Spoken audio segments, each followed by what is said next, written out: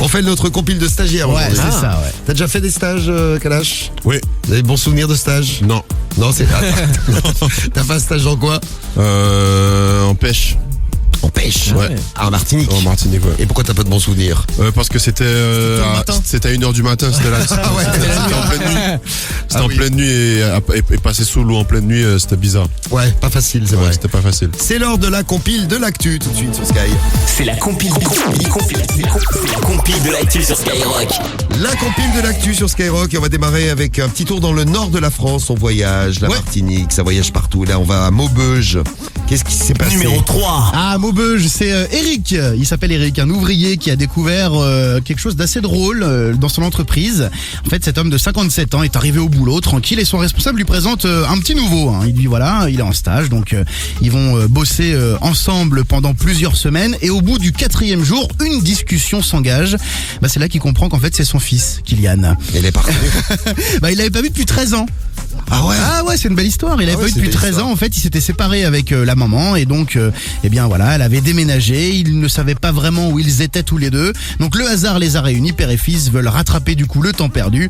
Ils ont témoigné dans la presse. On va apprendre à se connaître et se découvrir. C'est mignon. Ah, c'est C'est une mignon. belle histoire, tu vois, il peut y avoir des stages sympas. C'est moins compliqué que les stages à la pêche. Moi, je vais t'amener à Montbéliard. Si Numéro tu 2. veux. Si vous voulez vraiment faire un stage, c'est une histoire que vous avez racontée, elle est géniale, cette histoire. C'est un homme qui arrive devant la boulangerie. Il va à la boulangerie le matin, il arrive devant la boulangerie.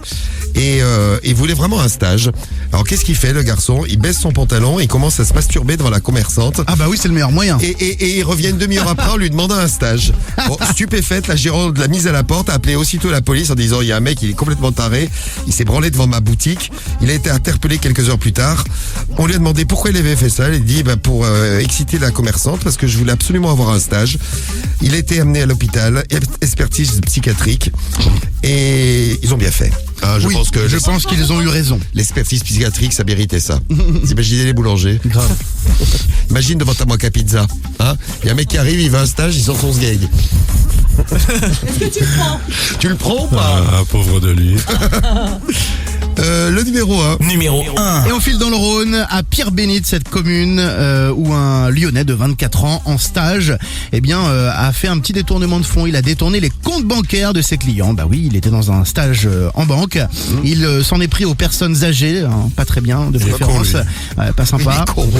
Et donc en 6 mois, il a quand même réussi à gonfler sa petite paye de stagiaire de 7600 €. Pas mal. Ah ouais, pas mal. Ah ouais. Oui, bah enfin bon, il s'est fait choper. Ah, il s'est Pas fait mal, choper, oui, par contre. Hein, Comme tu le disais, Kalash, mais quel con. Ouais. C'est ouf, quel con.